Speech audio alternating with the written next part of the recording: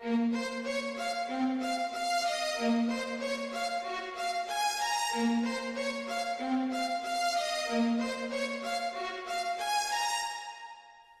صدفة حلوة شلون تعرفنا على الفيس. طلبت مني صداقة ودخلت على الشات، قالت لي ممكن اني وانت نصبح اصدقاء. قلت لها عادي اني ما ارفض كل الصداقات. قالت اني جديدة ودخلت على الفيسبوك، ما عندي صديق ولا حتى علاقات، بس كلش عجبتني وتعلقت اني بيها وعشت وياها اجمل واحلى الاوقات.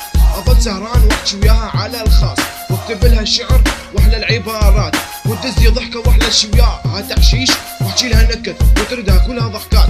واجت اخر رسالة وبيها المكتوب عذرها عوضك لان عندي امتحانات، وصار اسبوع واني قابل الفيسبوك وبلهفة شوق اباوع بس بالرسالات وانتظرها فرقي تقعد لان ما باقي لي صفر وادعي واقول هسه تفتح والوقت كله فات وهي ما تقعد.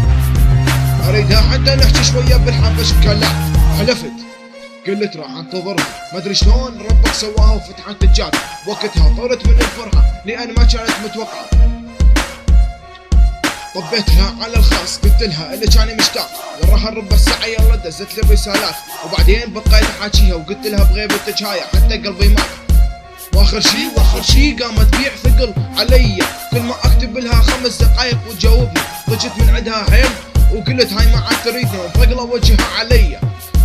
ادري ترى اني هم انسان وعندي كرامات. بعدين طبيت على الصفحة الشخصية قمت ادور بالتعليقات، شفت واحد كاتب لها منور حبيبي علي، طلع ولد واسمه علي ما ادري طلي وهدفه ينصب بس على الشباب.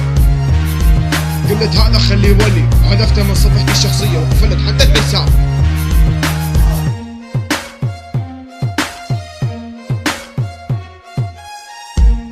This story happened to me when I was browsing in Facebook.